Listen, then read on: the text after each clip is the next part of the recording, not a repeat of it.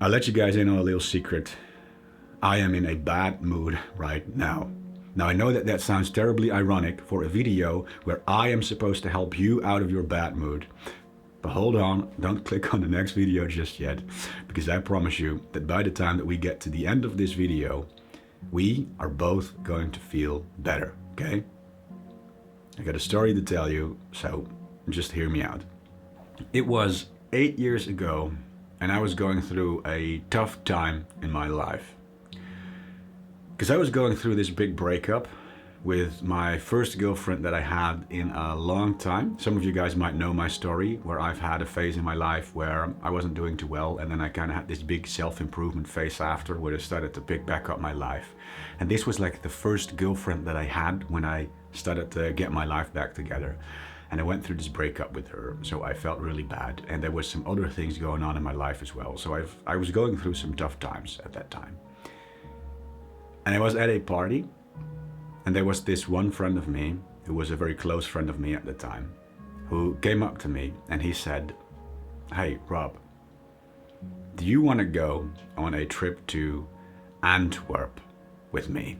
Which is a city in Belgium. And we live in the Netherlands, so it's not that far away. And he said, "Look, I got some tickets for a bus that leaves to Antwerp tomorrow. So shall we do it? Shall I buy the tickets right now and shall we go on a trip to Antwerp tomorrow?" So I thought about it for a second and I said, "You know what?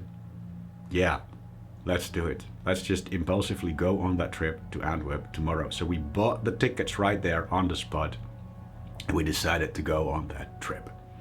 So the next day we were both hungover, we packed our bags, we hopped into the bus and we went to Antwerp. So in Antwerp itself, I think we did some sightseeing. We walked around the city a bit throughout the day.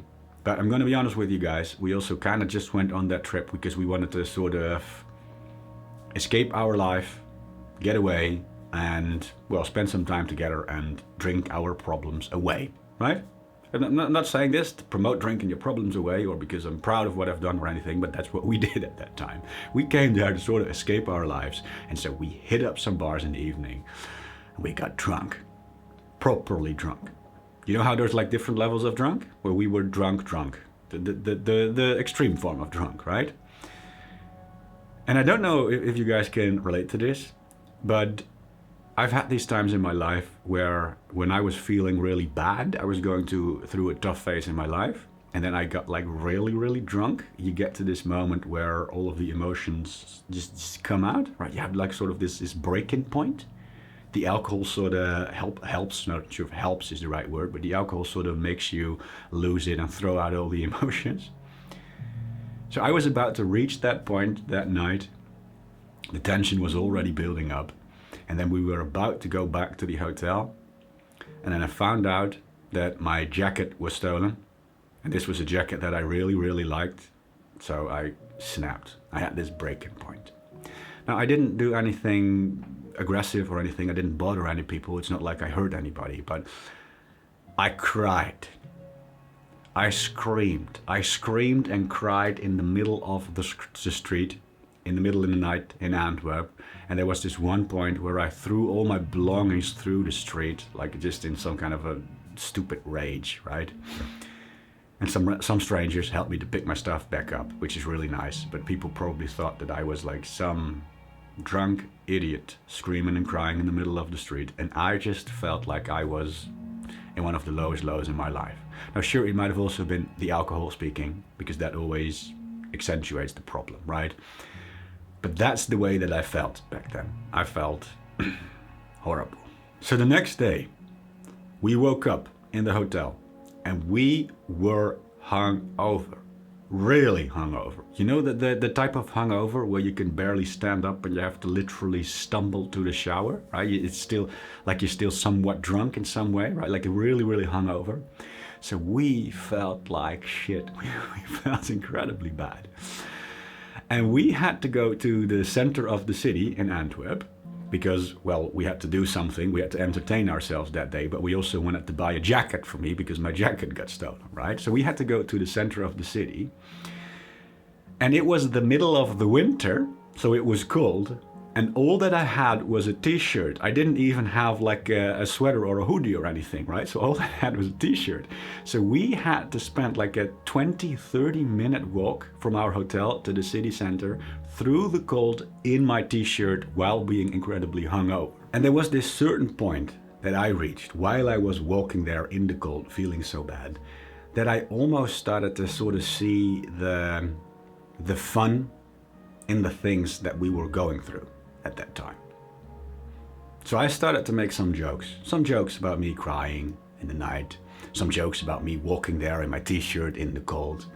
And then I remembered that I hadn't even told my friend yet that I also had some really bizarre adventure with a girl that night, where I met a girl in the bar and we hooked up and we went outside and we actually did the act in a, believe it or not, planter pot in the middle of the street somewhere in the city center of Antwerp.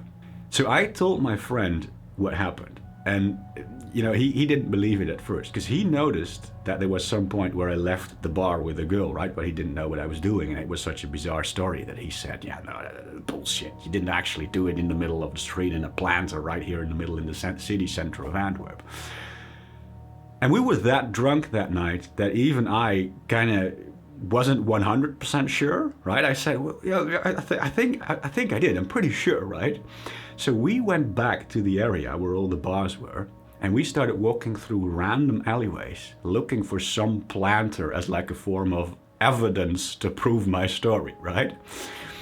So we walked through some random alleyways, and eventually, after a while, we stumbled upon this one planter, and it was clear that like someone or some people had been lying in this planter. It was a big planter that fits a person. You could lie in the planter, right? And all the plants in the planter were sort of crushed in some way. And I looked it up on Google Maps later, and I think it might have been this planter. And as we can see here, 8 years later, the plants still haven't fully recovered. I apologize to the citizens of Antwerp. I'm not telling you guys this story because I'm proud of what I've done, or because I want to brag with my story or anything.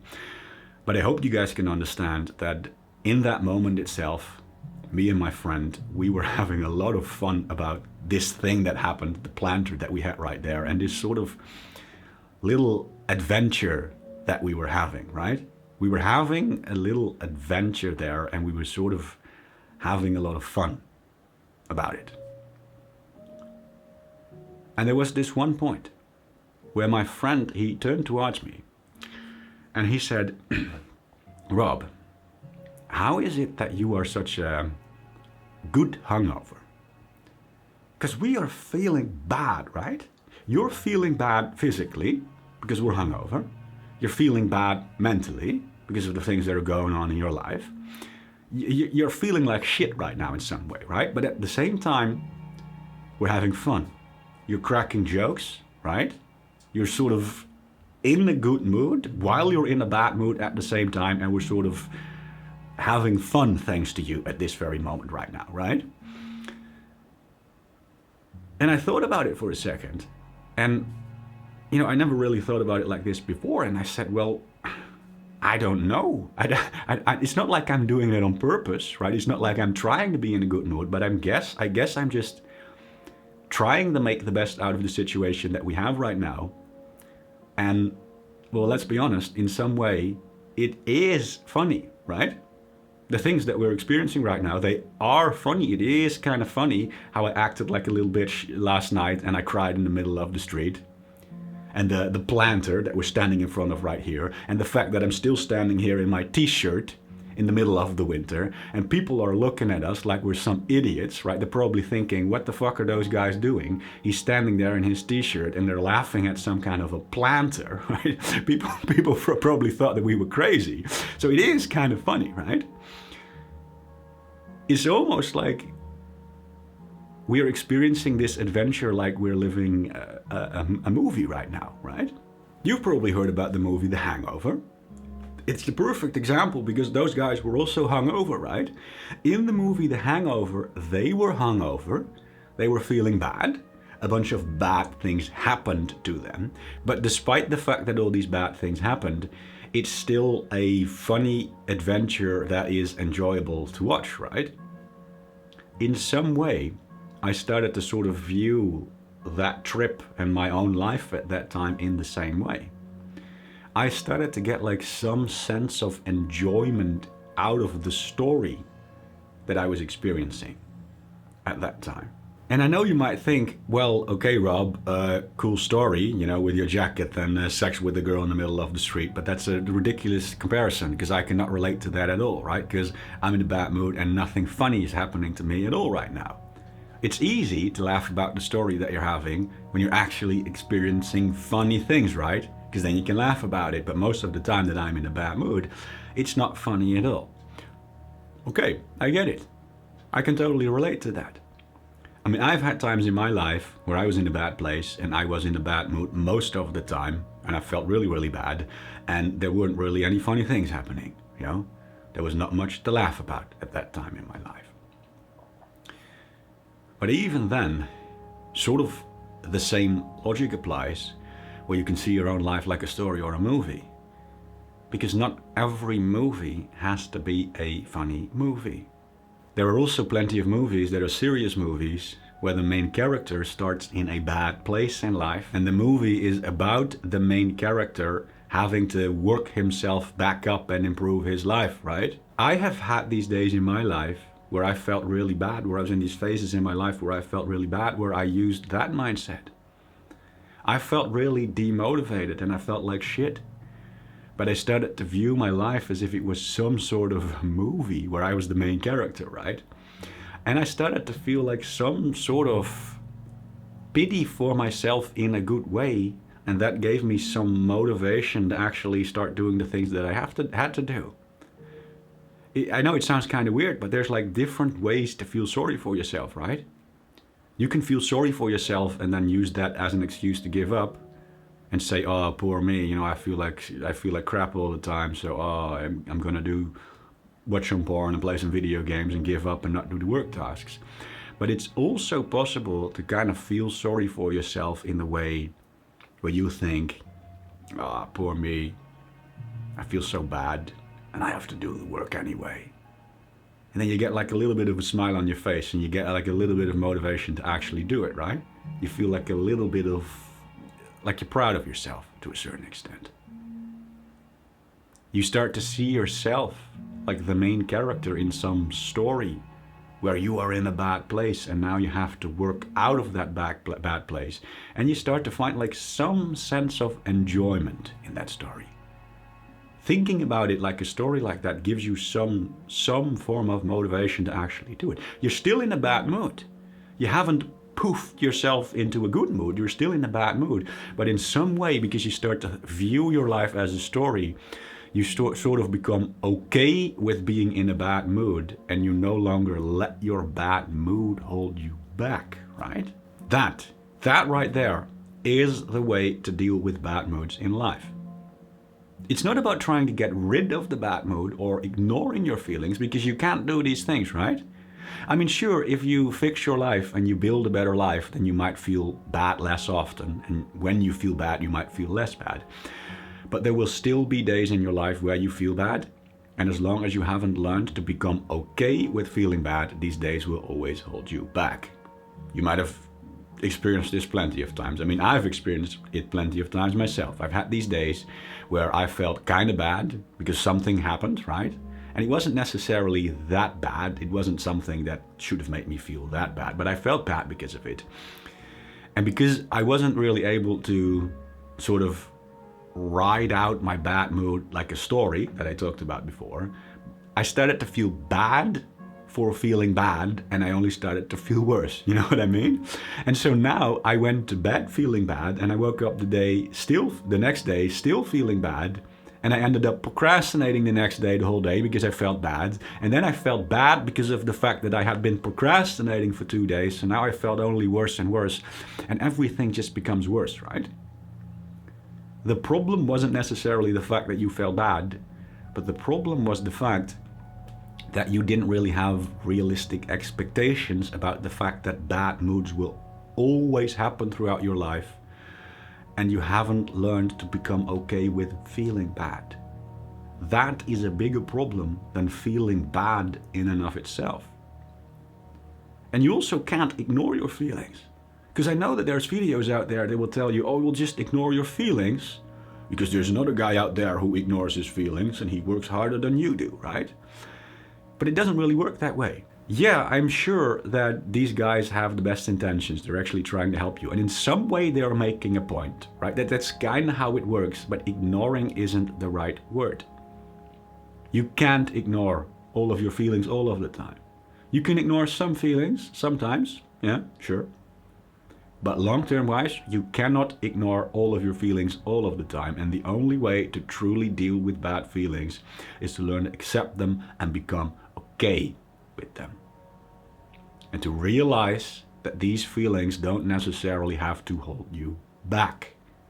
And that you can still have some fun, even when you're feeling like absolute crap, like the example I told you in my story. That's possible. You can have some fun when you're in a bad mood. You can do serious things, like go to the gym or start up a work task or whatever it is that you have to do when you feel bad. You can do all of these things. That is the way to deal with the bad mood. It's not about ignoring the feeling. It's not about trying to get rid of the bad mood by watching funny or motivational videos and snap yourself in a positive mood, because that doesn't always work either. But it's about learning to become okay with having a bad mood.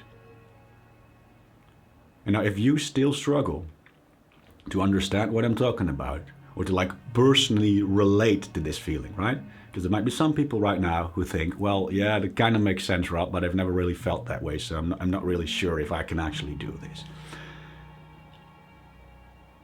Okay, let me tell you this. What are we doing right now? Right here. We are doing it right now, aren't we? We are experiencing that feeling that I am talking about right fucking now. We are in a bad mood. We're still in a bad mood. But at the same time, at this moment, during this video, we're sort of okay with it, aren't we? We're sitting here, we've been somewhat comfortable. We're having a chat. We're having a casual conversation. I've smiled. I've laughed a couple of times throughout this video. And you've probably smiled and laughed a couple of times throughout this video as well, haven't you? We're doing it right now. This is what I'm talking about. This is the feeling. This is the mindset that you have to tap into. We're still in a bad mood. I haven't fixed your bad mood, right? I haven't fixed my own bad mood. I am also still in a bad mood. But at the same time, we're sort of okay with it in this very moment. At this very moment, the mindset that we're in right now, you could probably make a small joke yourself, couldn't you? You could probably think about something funny that you did, or something silly that happened to you while you were in a bad mood, and you could probably get a small smile on your face, couldn't you? And you could probably do something that you have to do. You could probably start up that work task or that household chore or whatever it is that you have to do if you really want it to do right now, right? That's the mindset. That's what I'm talking about. This is the way to deal with bad moods. This is the way that you make yourself feel better in the moment itself when you're having a bad mood. And it's also the way to escape from that trap where you're feeling bad about feeling bad and then keep yourself stuck in life. This is how you allow yourself to escape from that trap. It's not about learning to ignore your feelings or to continue to watch funny and motivational videos to try to put yourself in a better mood. No. The only way is to learn to become okay with feeling bad.